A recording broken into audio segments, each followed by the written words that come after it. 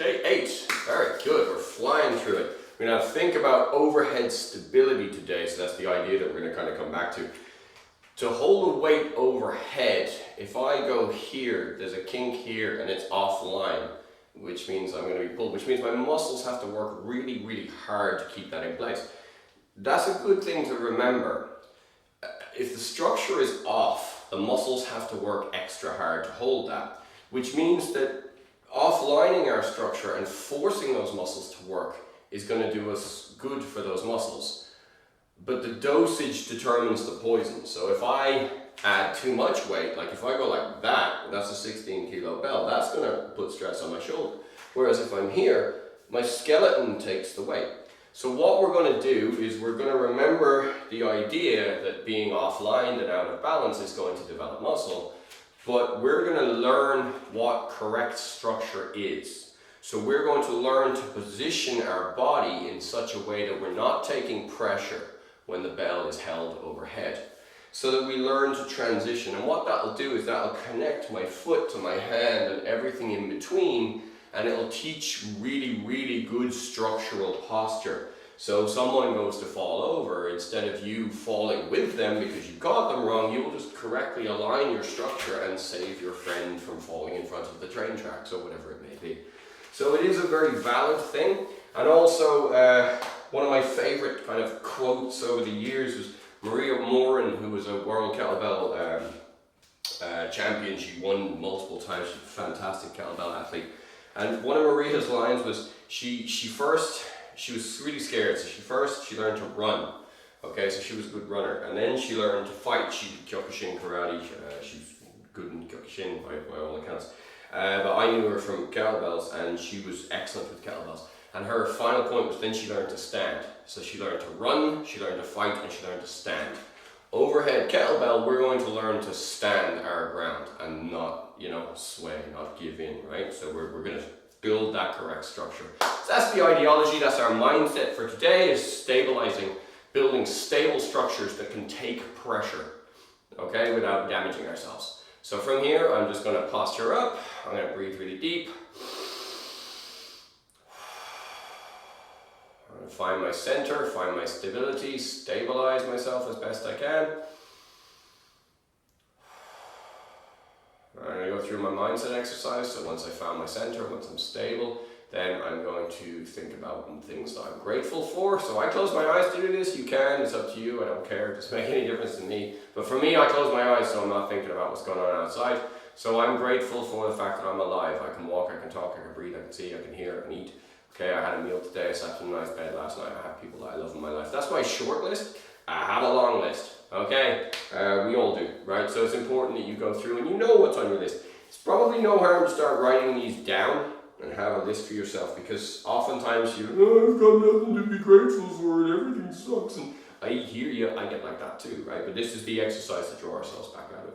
Okay, and then the last part of our mindset exercise today is what I've been waffling about the whole time, which is stability in structure, building structures that can take pressure.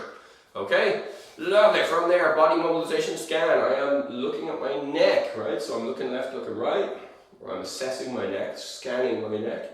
And up and down, and go side to side.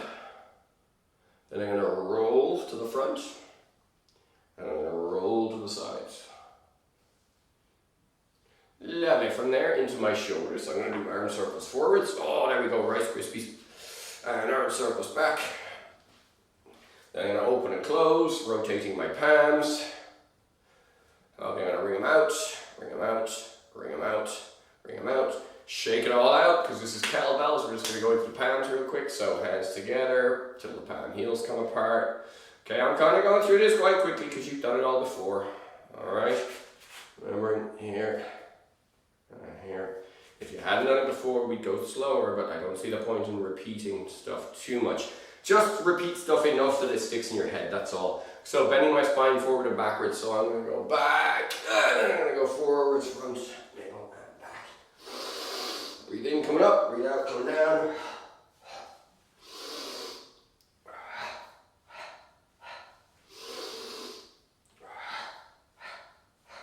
Lovely side bends. So remember, I'm rotating my top palm down to thumb forward, palm up.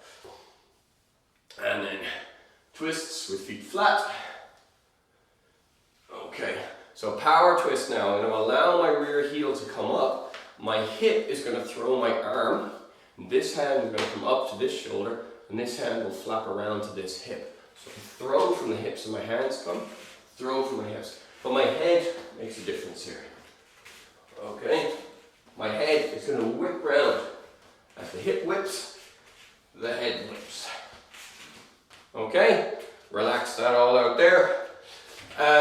To understand striking and throwing and all that kind of stuff, you need that action. It's coming from this foot. The heel raise fires the hip rotates, so our core rotates the hip further, and that comes out in our hand. That action applies anytime you need more muscular force, because my arm really isn't all that much, but when I put my hip into it, now it's my body structure behind it. Okay? We can master our power lats. Right, did the hips, hands on the hips I should say, we did the spine I should say. So you waffle this much, it all comes out as garbage sometimes. Okay, feet together in these circles. Change direction. Standing on my left, toes down, toes back, foot back. Feet 3 times. Roll it one way, roll it the other way on the foot. Toes down, toes back, foot back. Feet 3 times. Roll it one way, roll it the other way. So, first part of our stability thinking is we're going to do some swings here. But what we're going to do is we're going to try and get the middle part of our foot here, the arch. I'm going to try and keep my weight centered on that. So, oftentimes, when we're swinging, as I go forward, I let my heel come up, and as I go back, I let the balls of my feet come up. That's showing that you're not using the connection to the floor correctly. Not always the best thing for the ankle, the knees, or the hips, okay? But if we keep that rooted, we're going to teach the ankle, the knee, and the hip how to work together in sequence. Some people automatically have this and some don't. Watch somebody walk. If the head does a lot of movement, they don't have it. Okay, if they walk like a lion or something, like a hunting cat, right, their head doesn't do a whole lot of movement, that's good structure. Okay? Okay, held this in place, one pace back, chin up, hips back, grab the bell, throw, catch and drive. So I'm exhaling at the bottom, exhaling at the top. Trying to drive my hips back and forward, keeping my shoulders back at the top part of the swing. Let's just really focus on your posture now for a sec. Are your hips going forward and back? Okay. All right, relax, lower the belt. Relax, shake it out. I'm going to sip my coffee. I'm going to give you a second to think about that question. Were your hips really going forward and back? All right. So this is the one downside to teaching you this way, is I'm not standing in front of you. If I'm standing in front of you, I'll go, look on your shoulders. Missed, your hips aren't quite in there. You need to move that's it, right? So I can do that stuff with you. I can't do that through video, so I've got to try and get your brain to do it. This is WhatsApp supported. So if you send me a video of you at this angle, I'll be able to tell you whether it's good or not. You should be able to tell yourself, right? Crap, good. Crap, good. Okay? See? Alright. Does that mean you should never round the spine? Absolutely not. In fact, in the next few days, we're going to round your spine underweight. But I don't want to get under that just now. Okay, we can do that safely. Right, doing this again. Hips back, hips forward. Not up and down, back and forward. Chin up, okay? Shoulders drop down and back at the top. Catch the bell, throw, catch and drive.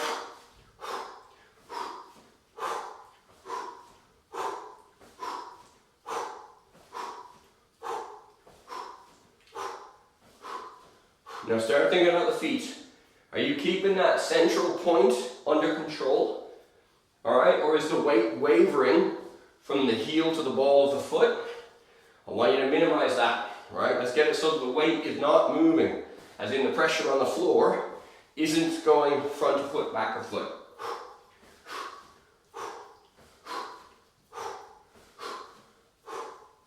And bell down. So this is the first part of our structural stability. I'm not going to be here, I'm not going to be here, I'm here, rooted. Okay, even for punching, and I know on this person throwing stuff or whatever, I have to connect with the floor, right? For takedowns and throws in particular, because I'm adding a large amount of weight to my body when I'm picking up another human. If I'm not connected to the floor properly, the whole structure is under duress. So that floor connection is the first part of stability, okay? From there then, we got to think, well, the knees want to be over the feet. That's not good, right? If you put pressure on that structure, the force is going to go through this knee, it's going to damage that knee. So my knees have to be correctly aligned. So I align my knee with that kind of midfoot, right? So I'm not aligning it over here now, I'm aligning it over the midfoot. See the difference? Imagine there's a plumb line. Did you see it? Okay? So I want to align my knee over that midfoot. My hips then, that's no good. There. So I'm drawing my hips in. What that does, that gives me really good connection through the legs to the floor. So what's the exercise that teaches that structure? That's a squat, isn't it? Okay? Squat's going to give us that structure. That power then enables us to throw things up. Okay? So we're going to think about all of that while we're doing our kettlebell swing. Don't worry, you'll be sweating soon. Alright, so chin up, hips back, grab the belt, throw, catch and drive. So first of all, get the hips forward and back. Then get the shoulders back at the top.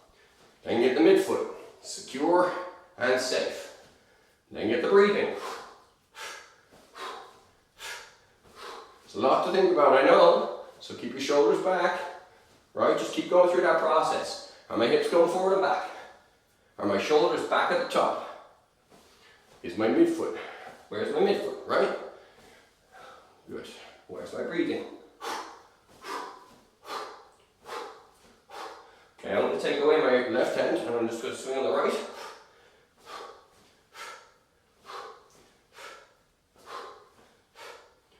Then I'm going to switch to both hands.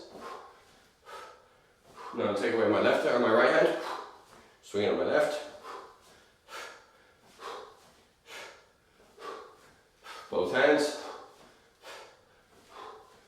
Take away the left. And we're going for clean and clean. Alright, if that didn't feel gentle or if there's a bang, we're going to repeat. We're going to repeat anyway. So, throw it down. And again.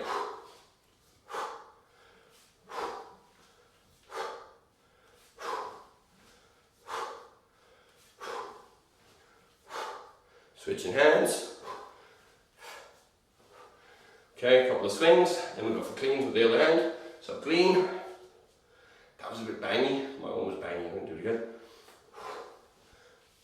That's better.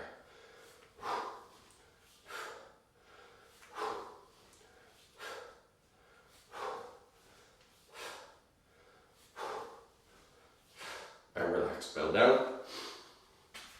So, clean, you have to have a good swing to get it clean. On the clean, I'm throwing the weight up that little bit higher, and when it's weightless, as in where the gravity force meets the thrust force from the hips, where those two forces balance, there's this moment where the bell is weightless. That's when I pull it in, okay? But I don't want to pull it straight in, I don't want it to bash me, and I don't want it to flop over the top and smash my forearm. So we're going to do this kind of corkscrew action, okay? Very useful for martial arts, guys. Or, you know, if you're falling and you need to catch yourself, it's a good little action to get used to. There's a timing